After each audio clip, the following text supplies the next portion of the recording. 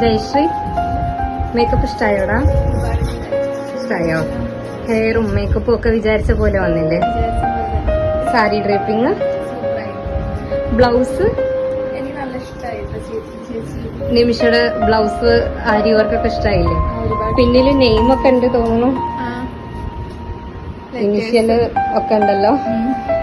ഇഷ്ടായില്ലേ? Satisfied അല്ലേ?